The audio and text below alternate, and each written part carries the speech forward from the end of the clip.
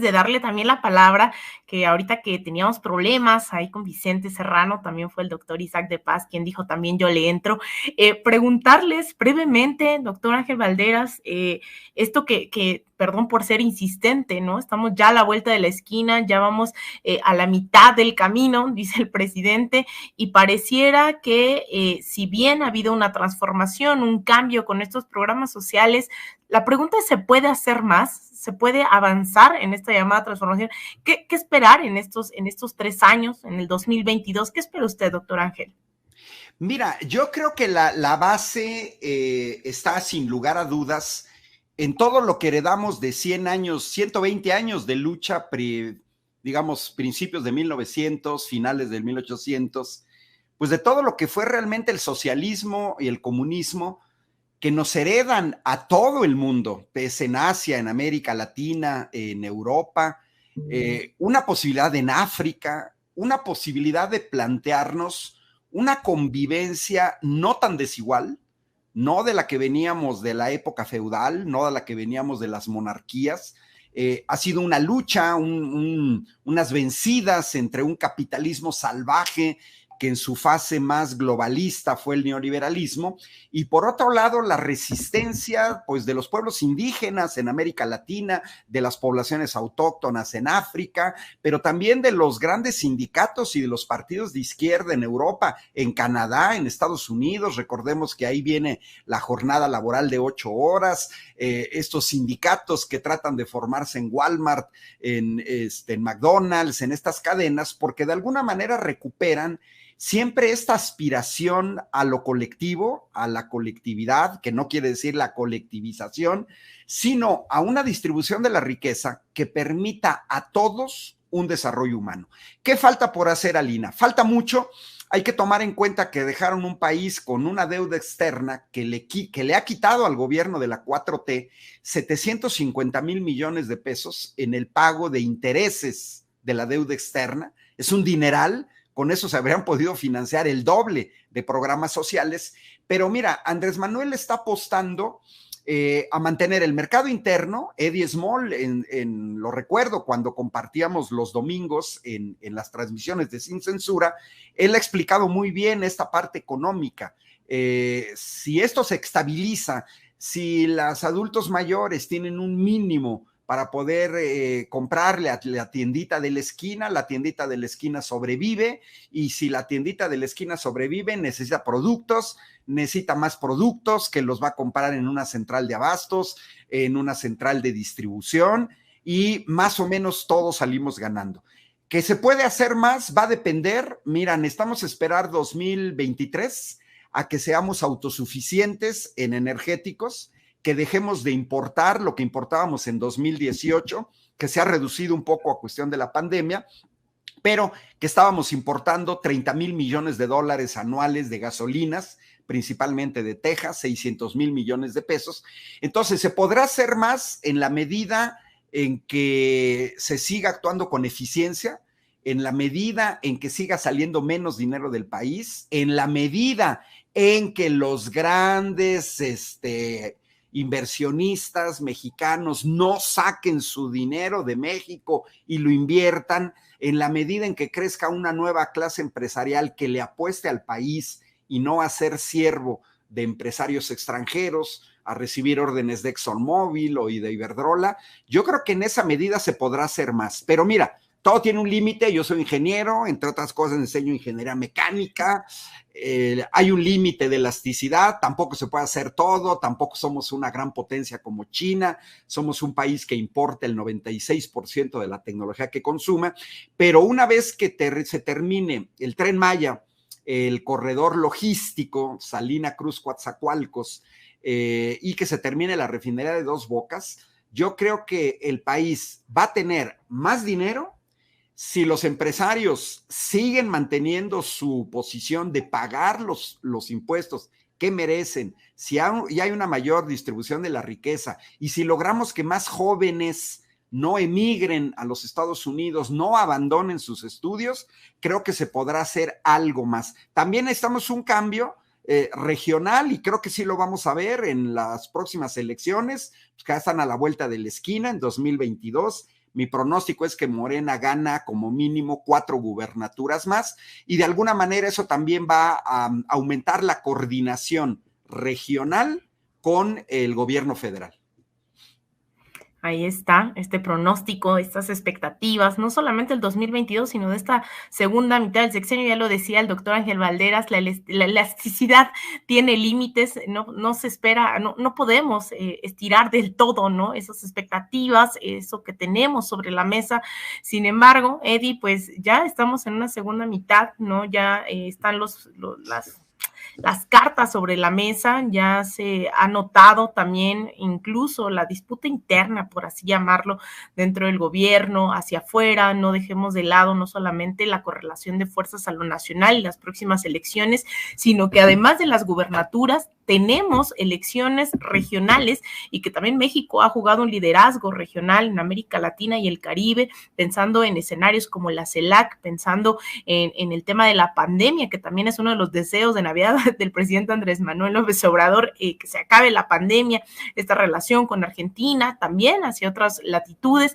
¿Qué espera Eddie Simol en este 2022 en México o tal vez en la segunda mitad del camino? ¿Qué espera Eddie Simol?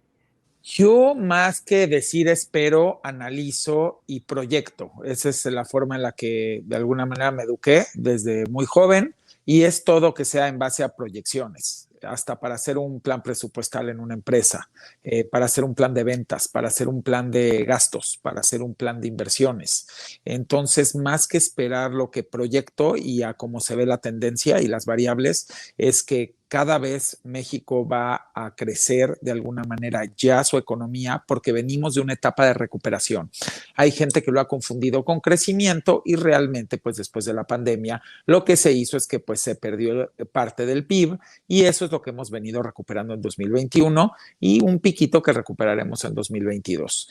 ¿Qué sucede? Tenemos algo que es inevitable y que aunque la oposición ha sido muy crítica, es reconocer que todas esas remesas que nos llegan, por supuesto que se vuelven parte del circulante y de la economía y de la cadena productiva en el país.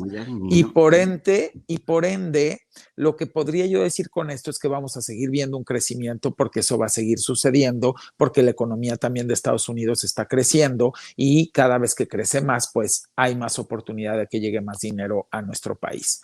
Por el otro lado, también lo que podría yo platicarles es que si vemos las métricas, ahora sí que macroeconómicas, pues habla de realmente algo muy sorprendente después de una pandemia. A ver, ponerse a pensar que después de una pandemia el país está con un peso fortalecido, con la mayor cantidad de reservas en Banco de México, con una balanza comercial sorprendente cada vez más a favor de México, que eso también es algo muy positivo. Por el otro lado, también pues reconocer este tema de la deuda con una pandemia, traer estos niveles de deuda que traemos, el seguir pagando por adelantado deuda como lo ha venido haciendo Andrés Manuel López Obrador, porque de eso se habla poco, pero valdría la pena recuperar que hace 2 semanas justamente se recuperó y se pagó una parte por adelantada de esa deuda también del país y que él estuvo decidido a mantener a flote la economía interna y no estar pide como fuera una locura en cualquier pandemia como lo hicieron otros países.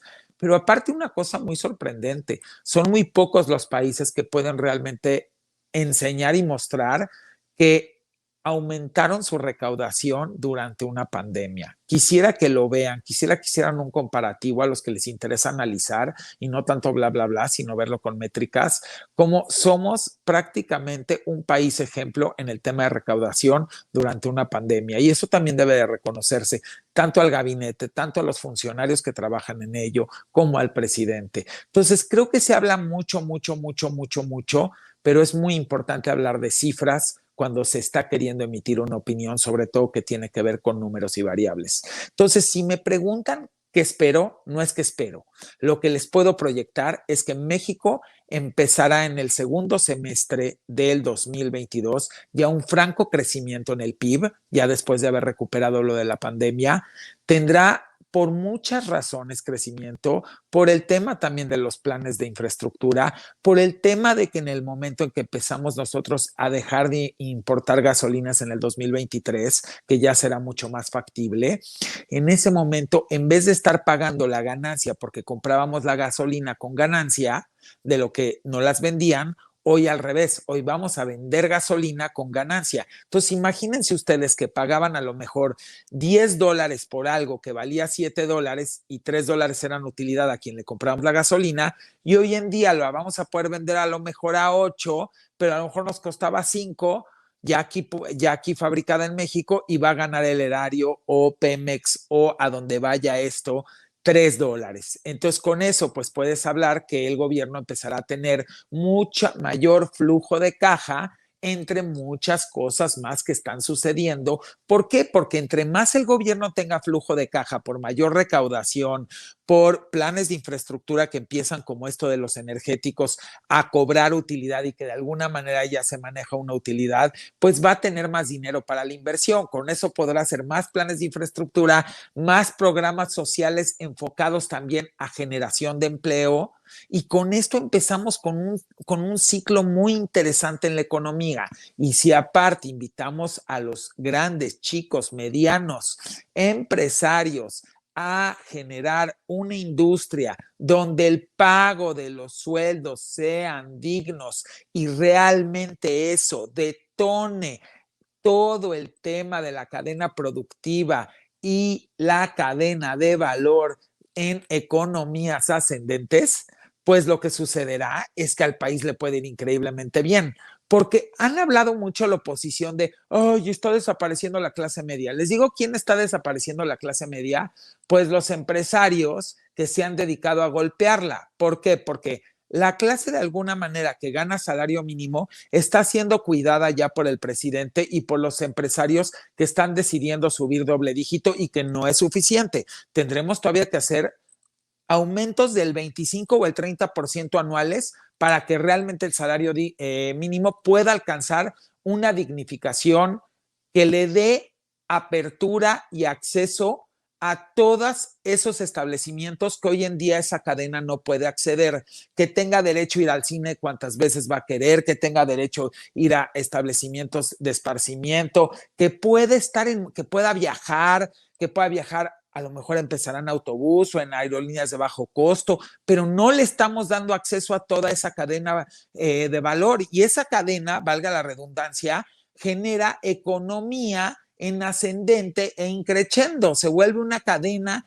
productiva que va haciendo economía de escala, y eso es lo que no se ha entendido. ¿De qué nos sirve que las grandes fortunas estén guardadas en bancos donde no se vuelven productivas y no se vuelven economía de escala si las podrían poner a trabajar pagando sueldos más dignos? Y a final de cuentas, esas personas que reciben ese dinero de alguna manera en increciendo, van y lo vuelven a gastar, los empresarios ganan más dinero, a lo mejor con un poco de menor margen de utilidad, pero dando mejores sueldos y mejores oportunidades a sus colaboradores, cosa que no están haciendo. En la pandemia, los empresarios a la clase media les bajaron 25-30% el sueldo, y muchos todavía no se los igualan y les quitaron prestaciones. Entonces yo me pregunto, con esta inflación global que estamos viviendo y que no va a terminar, y que en el 2023, porque en el 22 va a seguir y en el 23 no va a volver a regresar a niveles de 3% globalmente, más vale que los empresarios empiecen a tomar más en serio el tema de darle mejores prestaciones y sueldos a sus colaboradores, porque ese dinero vendrá de regreso para ellos en ventas, y de esa manera podrán seguir creciendo sus negocios, y vamos haciendo una economía que va creciendo y el PIB crecerá. Entonces, y va a crecer las exportaciones y las empresas van creciendo más y vamos haciendo más infraestructura, el gobierno recauda más, como si lo está invirtiendo bien por primera vez y no lo está saqueando, hay más infraestructura, hay más programas sociales, hay más servicios educativos, hay más servicios de salud, ahí nadie pierde. Y con eso resumiría todo. Entonces no es lo que espero. Esa es la realidad de México, siempre y cuando se lleve a cabalidad. Y aquí todos llevamos responsabilidad. Perfecto, Eddie. A favor de la dignificación de la fuerza laboral en este y todos los países.